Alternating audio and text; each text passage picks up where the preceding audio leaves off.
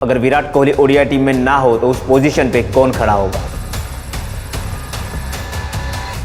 दोस्तों सिर्फ एक सेकंड के लिए इमेजिन करो, वनडे का मैच चल रहा है, इंडिया का स्कोर है 240 पे 4, लास्ट के 10 ओवर में 80 रन चाहिए, क्राउड का शोर, अपोजिशन कॉन्फिडेंट और फिर स्कोरबोर्ड पे एक नाम आता है, विराट कोहली। उस मोमेंट पे मैच जीतने का होप बढ़ जाता है, सिर्फ रन्स की वजह से नहीं, हैबिट की वजह से। Habit of handling pressure, habit of finishing game and habit of being there when it matters. और अब एक अनकंफर्टेबल सवाल, अगर विराट कोहली ओडीआई टीम में ना हो तो उस पोजीशन पे कौन खड़ा होगा, कौन होगा जिसे देख के बोले चलो अब ये ओडीआई मैच हाथ से नहीं जाएगा। ये वीडियो किसी कंपैरिजन के बारे में नहीं है, ये वीडियो किसी नेक्स्ट विराट के बारे में भी नहीं है। ये वीडियो और एक ज्यादा ऑनेस्ट सवाल पूछती है, कौन से प्लेयर उस रोल को हैंडल कर सकते हैं जो विराट कोहली ने वनडे क्रिकेट में 15 साल तक संभाला। क्योंकि सच ये है कि विराट कोहली को वनडे क्रिकेट में रिप्लेस करना सिर्फ रन्स बनाने का सवाल नहीं है, ये सवाल है टेम्परामेंट का, कंसिस्टेंसी का और प्रेशर के बीच में डिसीजन लेने का। और आज हम बात करेंगे उन प्लेयर्स की जो स्टाइल में अलग है लेकिन ओडीआई क्रिकेट की रेस्पॉन्सिबिलिटी में मैच कर सकते हैं। और ये वो नाम है जो अपने अपने तरीके से इंडिया के वनडे बैटिंग फ्यूचर का हिस्सा बन चुके हैं। ये नेक्स्ट विराट नहीं है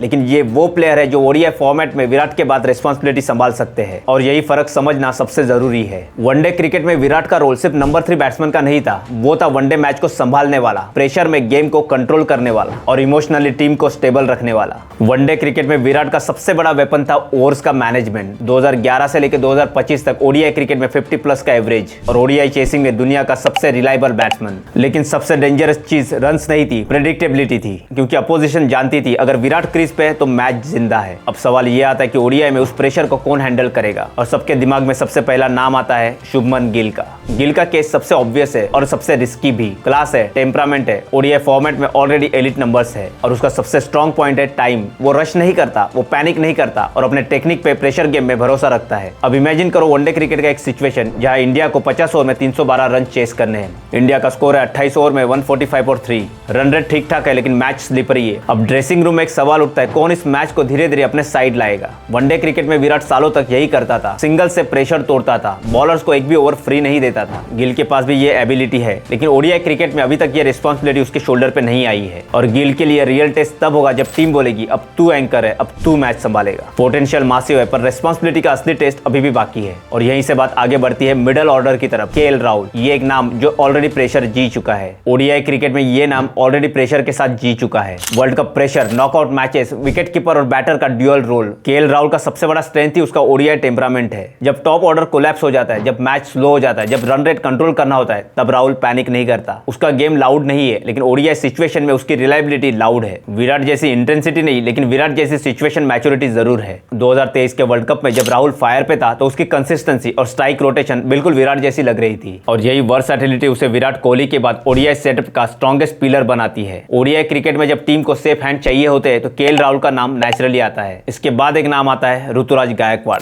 ऋतुराज का प्रॉब्लम कभी टैलेंट का था ही नहीं, प्रॉब्लम था परसेप्शन और टाइमिंग का। डोमेस्टिक में कंसिस्टेंट, आईपीएल में रिलायबल और वनडे में जो भी लिमिटेड अपॉर्चुनिटी मिली है उसमें इंप्रेसिव। उसका गेम लाउड नहीं है लेकिन ओडीआई प्रेशर में शॉट सिलेक्शन काफी क्लीन है। बस फर्क ये है ऋतुराज इंपैक्ट बिल्ड करता है पर अनाउंस नहीं करता। और इंडिया जैसे सेटअप में कभी कभी यही चीज ओवरलुक हो जाती है। लेकिन अगर ओडीआई टीम फेज में हो, जहां कंसिस्टेंसी चाहिए, जहां कोलैप्स अवॉइड करना प्रायोरिटी हो, ऋतुराज एक सॉलिड आंसर हो सकता है। इसके बाद आता है एक फैमिलियर नाम, श्रेयस अय्यर। ओडीआई क्रिकेट में श्रेयस का रोल काफी क्लियर है। मिडल ऑर्डर एंकर, स्पिन के अगेंस्ट मास्टर, प्रेशर को मोमेंटम में बदलने वाला बैटर। श्रेयस का सबसे बड़ा ODI weapon middle overs control. जब अपोजिशन स्पिनर्स मैच स्लो करना चाहते हैं, श्रेयस उनके प्लान तोड़ता है। विराट ओडीआई क्रिकेट में प्रेशर एब्जॉर्ब करता था, श्रेयस प्रेशर शिफ्ट करता है। वर्ल्ड कप 2023 ने यह क्लियरली दिखाया, बिग स्टेजेस, बिग एक्सपेक्टेशन और श्रेयस का फियरलेस इंटेंट। हाँ, शॉर्ट बॉल वीकनेस डिस्कस होती है पर ओडीआई क्रिकेट में उसका इंपैक्ट मिडल ओवर्स में इंडिया के लिए मैच डिफाइनिंग रहा है। विराट के बाद ओडीआई टीम में कोई प्लेयर अगर गेम का टेम्पो बदलने की एबिलिटी रखता है तो श्रेयस अय्यर का नाम उस लिस्ट में टॉप पे आता है। और यहाँ एक बात क्लियर करना काफी जरूरी है, ओडीआई क्रिकेट में विराट कोहली का रिप्लेसमेंट एक नाम नहीं होगा, वो एक कॉम्बिनेशन होगा। गिल का ओडीआई वॉल्यूम, राहुल की रिलायबिलिटी, ऋतुराज की कंसिस्टेंसी और श्रेयस अय्यर का middle order impact. ODI cricket में विराट सिर्फ एक प्लेयर नहीं था, वो एक सिस्टम था और सिस्टम को रिप्लेस करने के लिए मल्टीपल पर्सनालिटी चाहिए होती है। अगर विराट जाता है तो सिर्फ रन्स नहीं जाते, जाती है सर्टेनिटी, जाता है साइकोलॉजी बायोलॉजिकल एज, और शायद यही ओडीआई क्रिकेट का सबसे बड़ा ट्रूथ है। लेजेंड्स रिप्लेस नहीं होते, एराज रिस्ट्रक्चर होते। इंडिया का वनडे क्रिकेट फ्यूचर स्ट्रॉन्ग है पर फैमिलियर नहीं होगा, और शायद सबसे बड़ा टेस्ट किसी प्लेयर के लिए नहीं, ओडीआई टीम के लिए होगा। क्योंकि जब विराट क्रीज पे होता है तो ड्रेसिंग रूम को पता होता है प्लान ए अलाइव है, और विराट के बाद प्लान ए किसी एक नाम का नहीं होगा, और कभी कभी किसी पे भी नहीं। और वो मोमेंट जहां स्कोर टाइट होगा, बॉलर स्मार्ट होगा, क्राउड टेंस होगा और स्कोर कार्ड प्रेशर दिखा रहा होगा,